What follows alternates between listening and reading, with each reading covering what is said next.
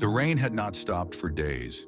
It drummed endlessly on the glass walls of James's office, each drop echoing the chaos inside his heart.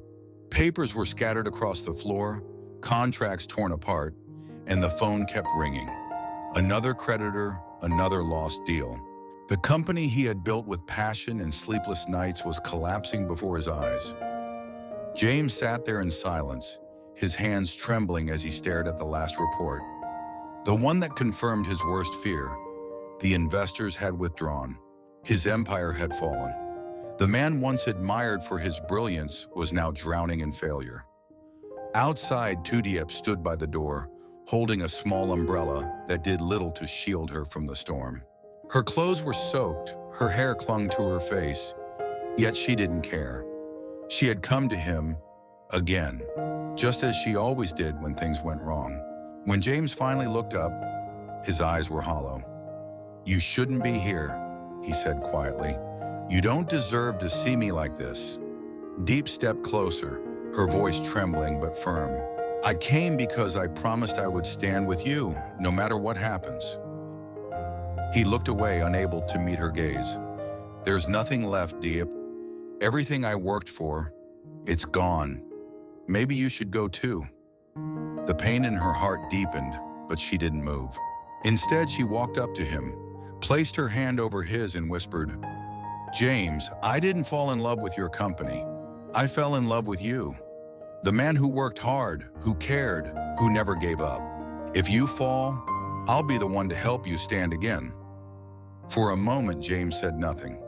The rain outside softened, as if the world had paused to listen. Slowly, his fingers closed around hers.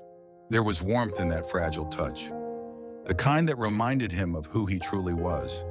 He looked into her eyes, and for the first time in days, his voice carried hope. "You always know what to say," he whispered. Diep smiled faintly. "Because I know your heart, James, and I know it's stronger than this storm." As lightning flashed across the sky, the two of them stood together, broken but unyielding. The world might have turned against them, but in that moment, they still had each other. And that, perhaps, was enough to start again. Days turned into weeks, and the storm that destroyed James's company began to creep into their lives like an unwelcome shadow. The media attacked him, investors blamed him, and former partners turned their backs. But the hardest blow came when people started whispering that Diep was the reason for his downfall, that her presence had distracted him, that she was nothing more than a burden to his success. Diep bore the rumors silently. She worked long hours beside James, helping him sort through documents, comforting him when the nights grew too long. Yet behind her calm smile, her heart ached. There were days she would lock herself in her small room, crying softly so that James wouldn't hear. One evening, while trying to settle an argument between two former employees outside the office, Diep slipped on the wet pavement. The heavy box of files she carried crashed onto the ground, and she fell hard, twisting her ankle. Pain shot up her leg, but she bit her lip and tried to stand. She didn't want James to see her weakness. Not now. When James found her, she was sitting on the cold ground, trying to collect the papers scattered in the rain. "Diep!" he shouted, rushing to her side. He knelt down, his eyes full of panic. "Why didn't you call me?" Tears streamed down her face, mixing with the raindrops. "Because you already have too much to carry," she whispered. He felt his chest tighten. Without a word, he lifted her in his arms. She was light, fragile, and yet stronger than anyone he had ever known. He carried her inside, set her on the couch, and wrapped her injured foot with his trembling hands. "Don't ever hide your pain from me again," he said softly. "I can lose a company, I can lose money, but I can't lose you." Diep looked up at him through her tears. "James, I just don't want to be another burden." He shook his head, eyes glistening. "You are not a burden, Diep. You're the reason I'm still standing." For a long moment, neither of them spoke. The only sound was the rain tapping gently on the window, softer now, as if the storm itself had grown tired. James reached out and brushed a strand of wet hair from her face. "We'll rebuild everything," he said, his voice low but certain. "But this time, we'll do it together." Diep smiled faintly through her tears. "Together," she repeated, her voice barely above a whisper. And in that quiet promise, something inside them both began to heal. Though their bodies and hearts were bruised, their love, tested and scarred, had found a deeper strength. Morning sunlight filtered gently through the curtains, spilling warmth into the small apartment where James and Diep now lived. It wasn't the luxurious penthouse they once had, but a modest space filled with peace and the quiet hum of rebuilding. James sat by the window with his laptop open, his sleeves rolled up, his eyes focused. Every day he worked from dawn until late night, reaching out to old contacts, studying new business models, and trying to piece together what had been broken. Failure had humbled him, but not destroyed him. He had fallen, yet beside him was the reason he stood back up. Diep moved quietly around the room, her injured ankle now wrapped in a light bandage. She brought him a cup of warm ginger tea and set it beside him. "You haven't eaten since morning," she said softly. James looked up and smiled tiredly. "I will. I just need to finish this proposal." She frowned a little, pretending to scold him. "If you collapse again, your proposal won't mean anything." Her words made him pause. There was care, there was love, and something unspoken. Fear. The fear of losing each other again. He took the tea from her hands and said quietly, "Do you ever regret it, Diep? Staying with me through all this?" She blinked in surprise. "Regret?" she repeated. "James, love is not about staying only when it's easy. I chose you. Not the success, not the comfort. You." Her voice trembled with emotion, and for a moment, James couldn't find words. He reached out and gently held her hand. "You've been hurt so much because of me." "Maybe," she said, smiling faintly, "but being with you also taught me what love really means. Not running away when things fall apart, but holding tighter." The room fell silent, except for the rustle of wind through the curtains. James looked at her. This woman who had faced storms, insults, pain, and yet never let go. Later that week, they went together to the market to sell some of the small handmade products Diep had created, her idea to help with their finances. The first few hours were slow, but then people started noticing.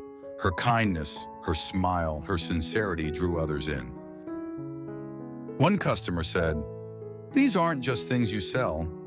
They feel like they have a story." Diep smiled. "They do. They're made with love and hope." That evening, as they walked home, James slipped his arm around her shoulders. The world around them was still uncertain, but the road ahead no longer frightened him. "Maybe," he said, "we lost everything to learn what really matters." Diep leaned her head on his shoulder. "And what's that?" He looked at her and smiled. "You." The wind carried their laughter down the quiet street, the laughter of two people who had fallen, been hurt, yet refused to let go. Months passed, and the rhythm of life began to change for James and Diep. The small market stall that once stood quietly in the corner of the village square had grown into something more. A little shop, then a partnership, and finally a new company built not from ambition, but from gratitude and love.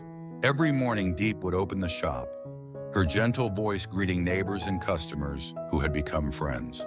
Her products, simple, handmade, full of warmth, carried a story that people could feel. They weren't buying just goods, they were buying hope. And James, standing beside her, managed the business side, making careful decisions, learning from the mistakes of his past life as a CEO. One afternoon, as they organized shelves together, Diep looked up and smiled. "Do you remember the day of the storm?" James chuckled softly. "How could I forget? You were soaked, and I was shouting at you to stay inside. And you looked so worried," she teased. "I thought you were angry." "I was terrified," he admitted, looking into her eyes. "Not of the storm, but of losing you." She blushed, then reached for his hand. "You didn't lose me then. You won't lose me now." Just as she said that, little Nee ran into the room, their daughter full of laughter, holding a drawing in her tiny hands. "Daddy, Mommy, look, it's our house," she said proudly. James crouched down, his eyes softening. The drawing was simple: a small house under a shining sun, three smiling faces standing in front of it, hand in hand. Diep knelt beside him. "She even drew the little shop," she whispered. James wrapped an arm around both of them. "It's perfect," he said. For a long moment, they stayed like that, a small family surrounded by peace. Outside, the same world that had once tried to break them now seemed to bless their quiet perseverance. The struggles, the betrayal, the nights of fear, all of it had led them here, to this gentle happiness. That evening, as the sun dipped below the horizon, James stepped outside. The sky was painted in shades of gold and rose, the wind soft and calm. Diep came up behind him, resting her head against his back. "You know," she said, "we've been through so much, James. There were days I thought we wouldn't make it." He turned and took her hands. "Me too. But you never let go," she smiled. "Neither did you." James brushed a strand of hair from her face and whispered, "Maybe falling was what we needed, to learn how to stand again, together." The wind stirred gently, carrying the scent of earth and rain, a reminder of the storm that had once tested them. But now there was no fear left, only warmth, only love. Inside, little Nee's laughter echoed through the room. Diep looked at James, eyes shining. "We did it," she said. He smiled, pulling her close. "No, we're still doing it, every single day." And as the last light of day faded into evening, James and Diep stood hand in hand, hearts steady. Not because love was a miracle, but because they had chosen, again and again, to hold on. Love is not born from miracles or luck. It is built piece by piece through patience, sacrifice, and faith. James and Diep's story reminds us that true love does not shine only in moments of happiness, but glows quietly in hardship, when two people choose to stay, even when leaving would be easier. They had fallen, they had been hurt, and the world had tested them in every possible way. But instead of giving up, they learned to understand, to forgive, and to grow together. Their love became stronger not because it was perfect, but because it was real, filled with flaws, pain, and countless efforts to heal. Every relationship faces storms.